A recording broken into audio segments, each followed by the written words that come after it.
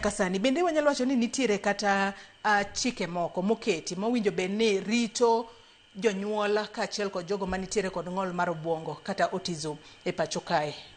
Kennedy. Erokamano Joyce. Chike nitie. Kendo Kenya ka gima gibere en loso chike. Kose losgi be iluwogi. En luwo chike. Policies nitie. Katiba nitie. Katiba ni oloso act oloso policies, gigi te nitie kendo giwacho weche mabeyo makolu tibro yudo ka fuong'ruok nitie. To shida manitiere ni gigi odong' ni chike ma wan go to ok walu chik. King'iyo kata kakipogo omenda gi sirikal, ipogo omenda ma bende inyalo penjo ni tang'o mipogo omenda kama, nikech ing'e ni gini emidwaro notim, gini nengo ne en kama, tichiwo nus pesa.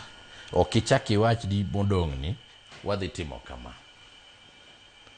Sani nyithindo gi man gi autism gi onego be ni konyo kaluwore gi kaka chik wacho. To skunde onge mag sirikal.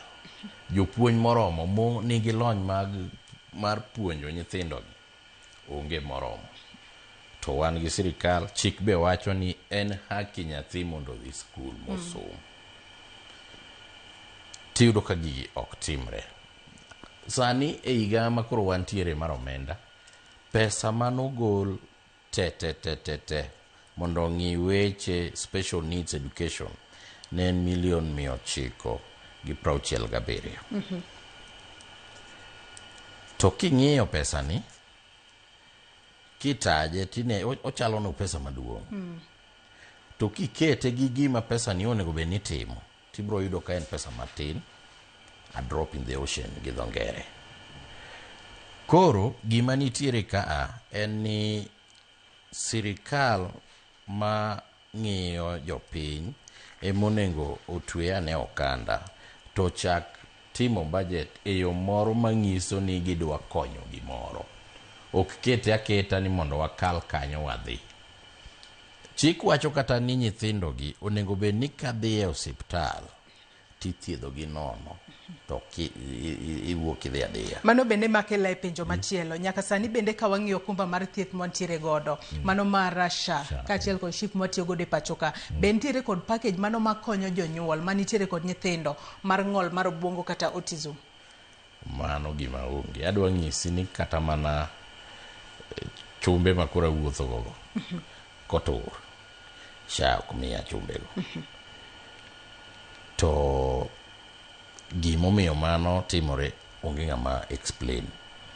Ki iwuok idwa ng'iyo ni osiptende be luwo kaka chik wacho, ibiro yudo ni ok nyalre. Therapy makoro iwinjo ka wendi wacho no, therapy ni e gima chando mine manigi nyithindo gi moloyo. Nikech therapy ni be mamiyo milestones kawo hit. To therapy ni ema is very expensive nikech onengo dhi e sessions mang'eny mokalo mondo yud ka lokruok wuok.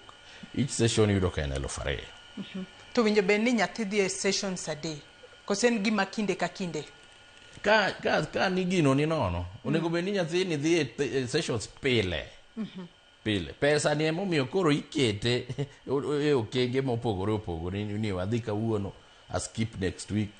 Nikech the earlier the frequency mi dhi godo miyo gika omedo puonjore piyo. To koro frequency ni samoro ji ok nyal yude moromo nikech chudo cha, nengo cha. Wan gi institutions kaka Kenya Institute of Special Education KISE ma nigi therapy sessions to pod nyaka chul. Ma gima ka sirkal nyalo wuok to wacho ni for therapy, nikech ma gima ng'ato ok oloso, ma gima ochuogore naturally, to en gima ohinyo japiny nikech pesa ma watiyo wayudo nitie migepe momako. To sama koro odonje weche machalo therapy go, tie kaka okelo ng'ikruok e ngima dhano. Koro ma gima sirkal onego be ni donjo to kelo fuong'ruok. Magi gik mosebedo ka watemo wacho kaka riwruoge ma ok mag piny owacho mondo ji one sana joma loso policies, wabunge, joma nie sirikal madongo nego bed ni chiko itgi e wechegi to gikawo atua mowinjore mondo gikel fuong'o ne jopiny. Chik nitie kendo beyo ndi luwo chik e shida.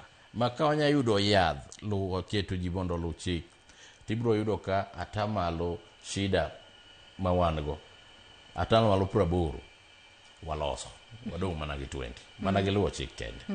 Yes.